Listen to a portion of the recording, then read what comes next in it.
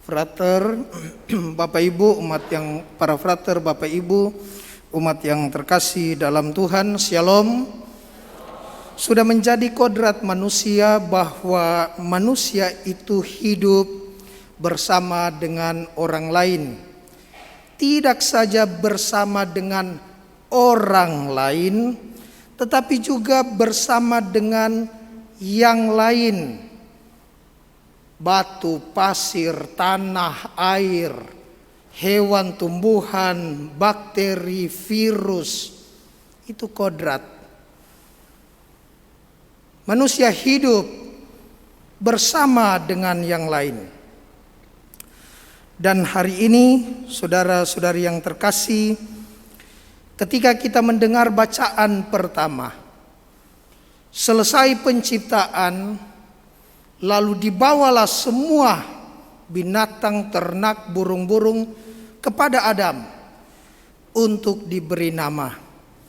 Dan di sana dicatat, tapi manusia itu, si Adam itu tidak menjumpai seorang yang sepadan dengannya, penolong yang sepadan dengannya. Mungkin ada hewan yang lucu sekali, mungkin Adam sayang, ya, tetapi tidak sepadan dengan Adam. Maka dibuatlah Adam tertidur nyenyak. Lalu Tuhan mengambil rusuk Adam, salah satu tulang rusuk Adam, dan Tuhan menjadikan perempuan. Lalu Adam bilang, ketika Tuhan kasih ke Adam, inilah tulang dari tulangku, daging dari dagingku. Karena itu dia akan diberi nama perempuan, karena dia diambil dari laki-laki. Saudara-saudariku yang terkasih dalam Tuhan, Injil menegaskan tentang apa yang disampaikan oleh Yesus, bahwa pernikahan adalah persatuan yang sah, persatuan yang kudus, dan persatuan yang tidak terceraikan. Bahwa sejak awal mula Tuhan mengutip apa yang dicatat. Sejak awal mula, kalau kalian dengar Musa bisa memberikan surat cerai, tapi sejak awal mula tidak begitu. Bahwa Allah mengikat relasi laki-laki dan perempuan di dalam kekudusan, kecuali cerai mati.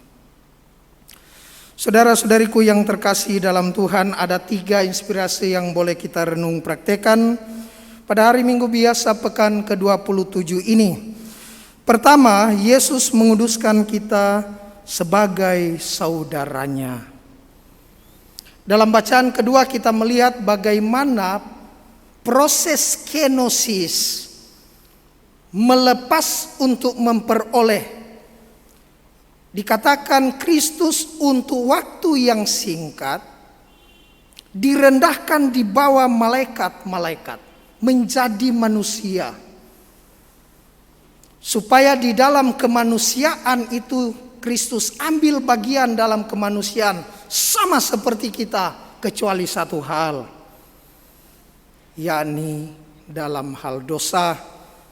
Kristus merasa lapar, Yesus merasa sedih, Yesus marah, Yesus menangis, semua tercatat di dalam kitab suci. Dan karena dia menjadi manusia, maka kita menjadi saudara-saudaranya, saudara yang sebapa.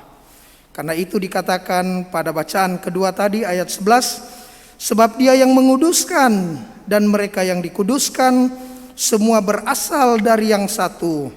Itulah sebabnya ia tidak malu menyebut mereka saudara. Dan pengudusan ini Bapak Ibu terjadi terus di dalam gerejanya melalui sakramen-sakramen gereja.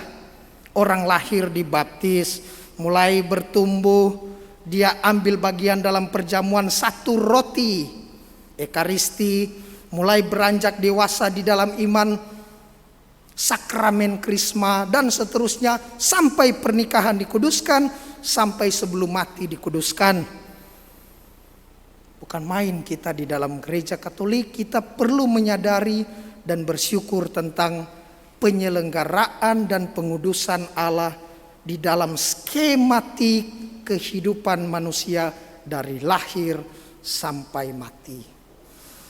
Poin yang kedua, cinta hadir dalam kesatuan antara aku dan engkau mencapai taraf kita. Aku dan engkau mencapai taraf kita. Ini mengandaikan satu cinta altruis. Karena kalau ada cinta egois, maka ini tidak bisa terjadi. Aku dan engkau sangat dekat, lekat, erat, akrab. Begitu ada cinta egois, maka bukan aku dan engkau, tapi aku dan dia. Dia yang istri, dia yang suami, dia yang pasangan. Ini dulu awalnya. Aku dan dia, tapi jauh. Bukan lagi aku dan engkau. Setelah itu muncul dia yang lain. Kalau kita merenungkan Bapak Ibu, Gabriel Marcel, seorang filsuf Perancis, dia katakan dalam mencintai pasangan suami istri ada 3 unsur. Yang pertama, penerimaan. Penerimaan untuk membuka hati seluas-luasnya kepada pasangan untuk masuk ke dalam hati kita. Lalu yang kedua, unsurnya adalah keterlibatan untuk menanggapi secara positif semua relasi hubungan suami istri antara aku dan engkau tadi. Dan yang terakhir adalah kesetiaan. Kesetiaan dalam artian komitmen untuk menjaga secara kokoh keutuhan cinta pasangan suami istri. Dan ketika prinsip ini terjadi, maka kalimat apa yang dipersatukan oleh Allah tidak boleh diceraikan oleh manusia, selalu bergema, menggaung di dalam hidup relasi suami istri. Poin yang terakhir, manusia tercipta secara istimewa. Kita tahu bahwa penciptaan semua dari firman Allah.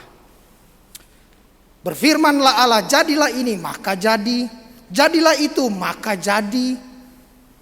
Tetapi manusia, kalau semua ciptaan diciptakan dari bara, dari ketiadaan, dari apa yang tidak ada menjadi ada, manusia tidak.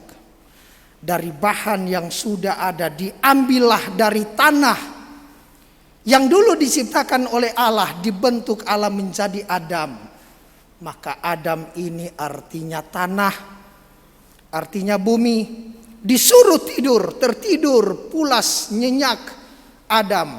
Lalu diambil rusuk, jadilah Hawa. Hawa artinya kehidupan. Dan konsep Alkitab, tanah selalu berarti kehidupan juga. 12 suku Israel, anak-anak Yakub, dibagi tanah. Supaya apa? Warisan itu menjadi warisan kehidupan.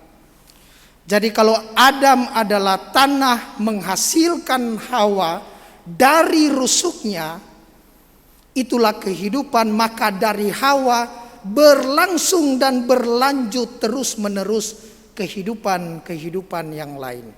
Siklus kehidupan ini membuat kita jadi istimewa.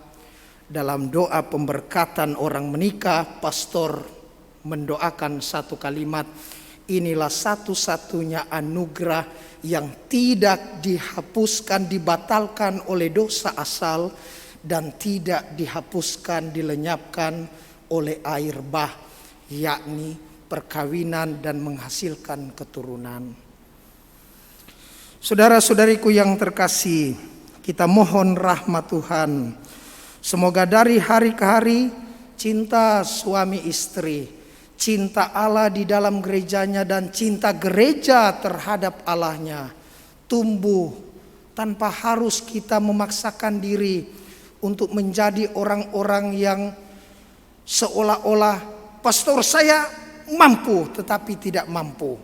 Karena kita menyadari kerapuhan kemanusiaan, tanah, bumi yang adalah Adam, ini serentak juga menjadi keyakinan bahwa kita adalah saudara sebapa di dalam Kristus. Semoga demikian.